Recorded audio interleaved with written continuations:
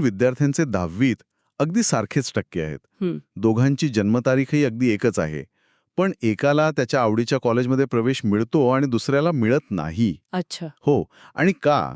तर कारण एकाचं आडनाव इंग्रजीतील ए या अक्षरावरून सुरू होतं हं, आणि दुसऱ्याचं झेड वरून.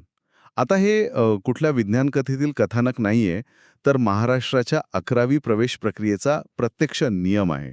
म्हणजे ऐकायला हे खूपच विचित्र आणि काहीसं यांत्रिक वाटू शकतं. अगदी. गुणवत्ता आणि गुणांच्या आधारावर चालणाऱ्या व्यवस्थेत अचानक इंग्रजी वर्णमालेचा संबंध कुठून आला असा प्रश्न साहजिकच पडतो. पण जेव्हा एखादी संपूर्ण व्यवस्था मानवी हस्तक्षेपाशिवाय फक्त एका संगणकीय प्रणालीवर म्हणजे अल्गोरिदमवर सोपवली जाते ना, तेव्हा त्या प्रणालीला निर्णय घेण्यासाठी अशा अत्यंत स्पष्ट नियमांची गरज असते. बरोबर. आणि नेमक्या याच व्यवस्थेच्या म्हणजे महाराष्ट्र शासनाच्या 2026-27 या शैक्षणिक वर्षासाठीच्या इयत्ता 11वी प्रवेश प्रक्रियेच्या नव्या शासन निर्णयाची आपण आज या सखोल विश्लेषणात चर्चा करणार आहोत. होय. आपल्याकडे शासनाची परिपत्रके, मार्गदर्शक तत्वे आणि सविस्तर वेळापत्रक आहे. आजच्या या चर्चेचं मुख्य उद्दिष्ट हे आहे की एका विद्यार्थ्याच्या दृष्टिकोनातून ही संपूर्ण जी ऑनलाईन प्रवेश अर्ज प्रक्रिया आहे ती नक्की कशी काम करते हे टप्प्याटप्प्याने उलगडून पाहणे. आणि हा विषय अत्यंत महत्वाचा आहे, कारण यात झालेला बदल हा केवळ तांत्रिक नाहीये, तर तो एक खूप मोठा धोरणात्मक बदल आहे. म्हणजे कसा? कसं आहे, पूर्वी ही ऑनलाईन प्रक्रिया फक्त मुंबई, पुणे किंवा नागपूर अशा मोजक्याच मोठ्या शहरांपुरती मर्यादित असायची. पण आता शासनाच्या या नव्या निर्णयानुसार राज्यातील सर्व मान्यताप्राप्त उच्च माध्यमिक शाळा आणि कनिष्ठ महाविद्यालयांसाठी ही केंद्रीकृत प्रक्रिया अनिवार्य करण्यात आली आहे. अरे च्छा. म्हणजे पूर्वीच्या काळी ग्रामीण किंवा निमशहरी भागात एखाद्या कॉलेजमध्ये प्रवेश मिळवण्यासाठी लागणारा तो वशिला किंवा ओळख, डोनेशनची जी एक छुप्या पद्धतीने चालणारी व्यवस्था होती, ती मुळातूनच उखडून फेकण्याचा हा प्रयत्न दिसतोय. अगदी तसंच. म्हणजे मला हे एखाद्या फूड डिलिव्हरी ॲपसारखं वाटतंय. जसं आपण घर बसल्या सगळ्या रेस्टॉरंट्सचा मेनू पाहतो आणि आपल्याला हवी ती गोष्ट निवडतो, अगदी तसंच आता राज्यातील सर्व महाविद्यालयांची माहिती एकाच पोर्टलवर उपलब्ध आहे. खूपच छान उदाहरण दिलंत. जर या सगळ्या धोरणामागील शासनाचा मुख्य हेतू आपण पाहिला तर तो समान हक्क आणि पारदर्शकता हाच आहे. मानवी हस्तक्षेपाची शक्यता जसजशी कमी होते तसतशी व्यवस्थेतील वशिलेबाजी आपोआप संपुष्टात येते. हे तर आहेच. एक अल्गोरिदम विद्यार्थ्याची जात, धर्म, आर्थिक स्थिती किंवा त्याचे कोणाशी लागेबांधे आहेत हे पाहत नाही. तो फक्त त्याचे गुण आणि शासनाने ठरवून दिलेले नियम पाहतो. बर.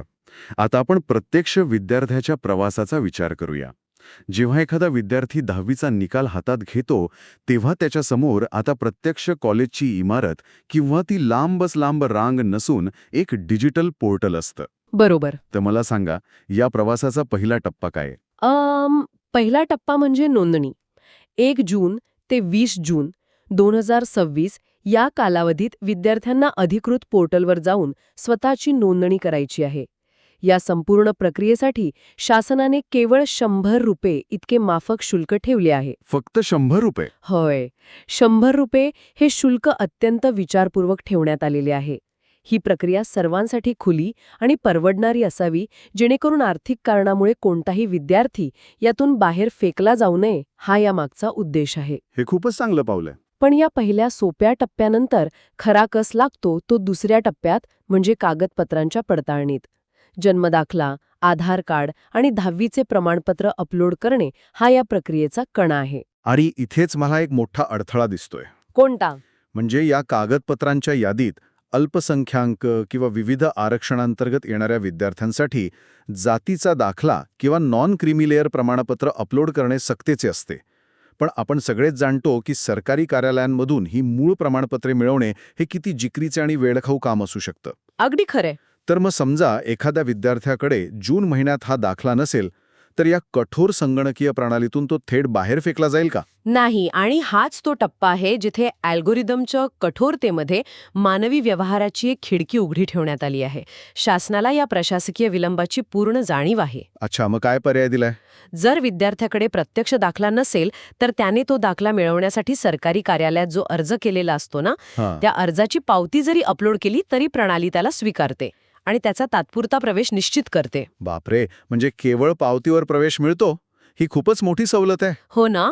पण या सवलतीला काही कालमर्यादा नक्कीच असेल, कारण जर पावतीवरच काम भागत असेल तर मूळ कागदपत्रे कोणी सादरच करणार नाही. बरोबर ओळखलात. नेमकी हीच पळवाट रोखण्यासाठी शासनाने एक अतिशय कडक अट घातलेली आहे. ज्या दिवशी विद्यार्थी प्रवेश घेईल त्या तारखेपासून बरोबर 6 महिन्यांच्या आत त्याला त्याचे मूळ प्रमाणपत्र कॉलेजमध्ये सादर करणे कायदेशीररित्या बंधनकारक आहे. आणि जर नाही दिलं तर? जर तो विद्यार्थी 6 महिन्यात मूळ दाखला देऊ शकला नाही तर कोणत्याही पूर्वसूचनेशिवाय त्याचा प्रवेश रद्द होऊ शकतो. 6 महिन्यांचा कालावधी हा कोणत्याही सरकारी कार्यालयातून दाखला मिळवण्यासाठी पुरेसा मानला जातो. म्हणजे सवलत दिली आहे, पण जबाबदारीतून मुक्तता नाही. आता आपण या प्रक्रियेतल्या सर्वात निर्णायक अशा तिसऱ्या टप्प्याकडे येऊया. प्राधान्यक्रम किंवा प्रेफरन्स ऑर्डर भरणे. हा सर्वात महत्त्वाचा भाग आहे. जे विद्यार्थी या प्रक्रियेतून जातात त्यांना हे माहीत असतं की आपल्याला 1 ते 10 महाविद्यालयांचा क्रम लावायचा असतो. पण अनेकदा विद्यार्थी फारसा विचार न करता हवे तसे 10 पर्याय भरून मोकळे होतात. आणि हीच त्यांची सर्वात मोठी चूक ठरू शकते. मी सांगेन की हा प्राधान्यक्रम निव्वळ एक यादी नसून ती विद्यार्थ्याची भविष्यातील रणनीती असते. रणनीती? ती कशी काय? कारण संगणकीय प्रणाली याच क्रमावर काम करते. तुम्ही पहिल्या क्रमांकावर कोणतं कॉलेज टाकताय यावरून प्रणाली तुमचा हेतू ठरवते. याच रणनीतीबद्दल शासनाचा एक नियम खूपच कडक आहे जो मी वाचला. कोणता नियम? जर एखाद्या विद्यार्थ्याला त्याने निवडलेले पसंती क्रमांक 1चे म्हणजे प्रेफरन्स 1चे महाविद्यालय मिळाले तर तिथे प्रवेश घेणे त्याला सक्तीचे असते. हे वाचल्यावर सुरुवातीला मला वाटलं की हा नियम विद्यार्थ्यांवर अन्याय करणार आहे. असं का वाटलं तुम्हाला? म्हणजे जर मला दुसऱ्या फेरीत अजून चांगल्या कॉलेजची वाट पाहायची असेल तर मी का थांबू शकत नाही? हे बघा, हा नियम अन्यायकारक नसून तो संपूर्ण व्यवस्थेला कोंडीतून वाचवणारा नियम आहे. यामागील तर्क समजून घेणं गरजेचं आहे. बरं. जेव्हा एखाद्या विद्यार्थी एखाद्या कॉलेजला स्वतःच्या पसंतीक्रमात 1 नंबरवर ठेवतो तेव्हा तो प्रणालीला हे सांगत असतो की हे माझे स्वप्नातील कॉलेज आहे आणि इथे जागा मिळाल्यास मी नक्कीच प्रवेश घेईन. हो, ते तर आहे. मग जेव्हा प्रणाली हजारो विद्यार्थ्यांच्या गुणांची पडताळणी करून त्या विद्यार्थ्याला ती जागा देते आणि तरीही तो विद्यार्थी तिथे प्रवेश नाकारतो तेव्हा तो एकाच वेळी 2 गुन्हे करत असतो. एक म्हणजे तो प्रणालीचा वेळ वाया घालवतोय. अगदी बरोबर. आणि दुसरे आणि सर्वात महत्वाचे म्हणजे तो त्या एका जागेवर हक्क सांगून ती जागा अडवून ठेवतोय, जी जागा कदाचित दुसऱ्या एखाद्या गरजू विद्यार्थ्याला त्याच फेरीत मिळू शकली असती. अच्छा, आता लक्षात आलं. जर शासनाने ही पसंती क्रमांक 1 ची सक्ती केली नसती तर अनेक विद्यार्थ्यांनी फक्त पाहण्यासाठी म्हणून पहिल्या नंबरची कॉलेजेस अडवून ठेवली असती आणि प्रवेशाच्या फेऱ्या वर्षभर चालल्या असत्या.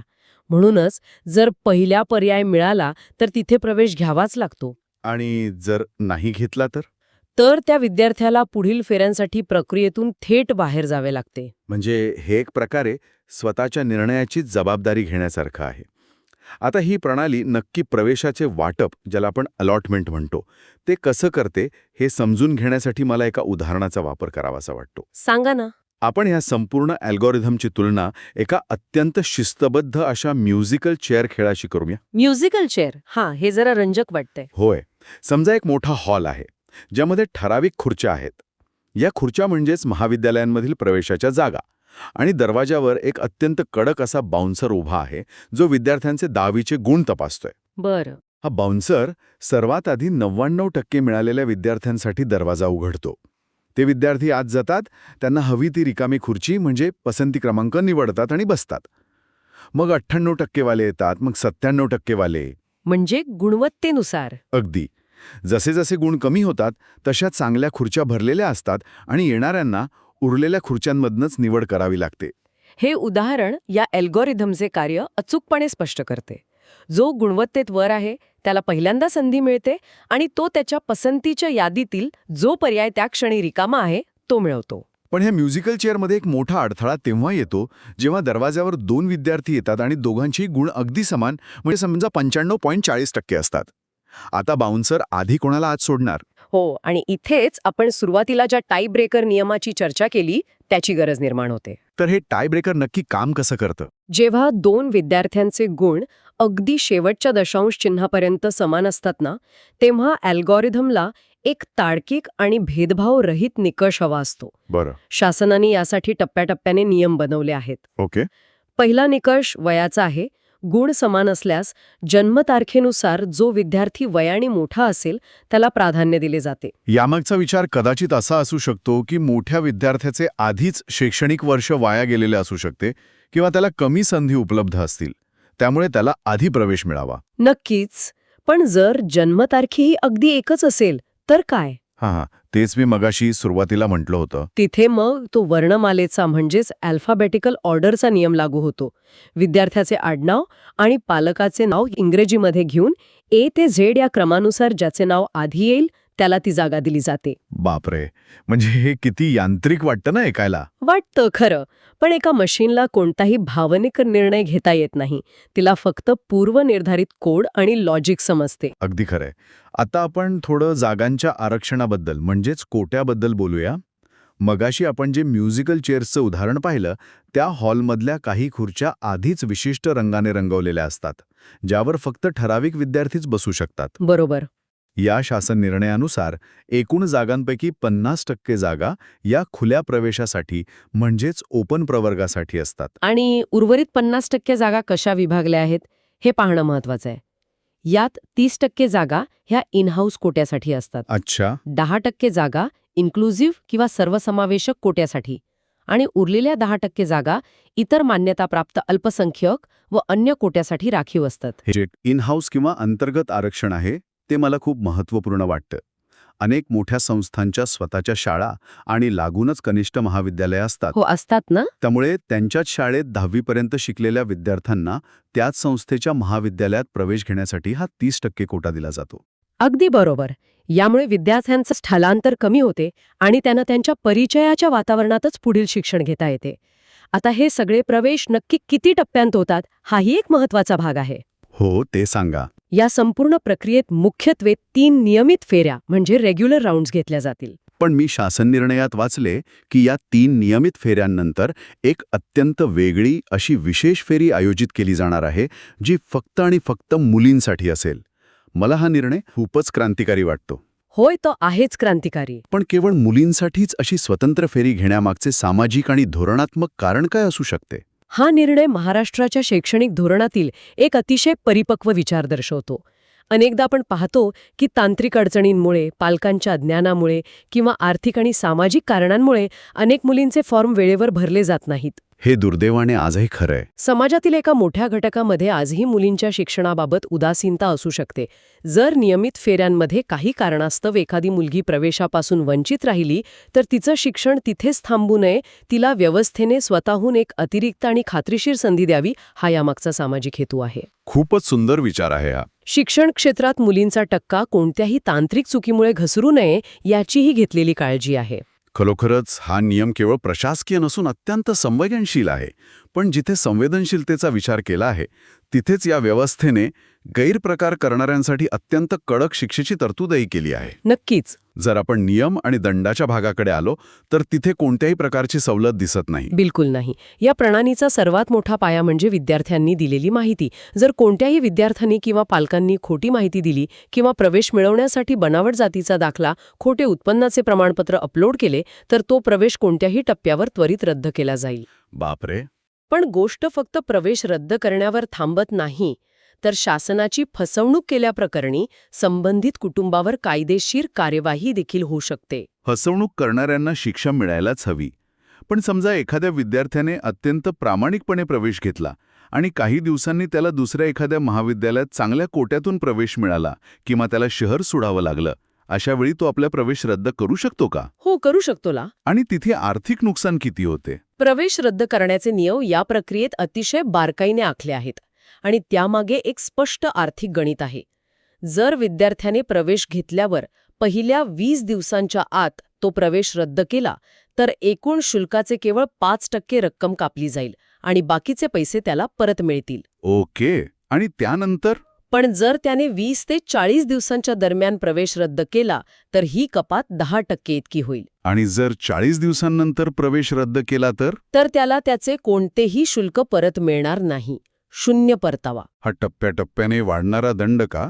म्हणजे शासन विद्यार्थ्यांकडून पैसे कमवण्याचा प्रयत्न करते का? नाही, अजिबात नाही.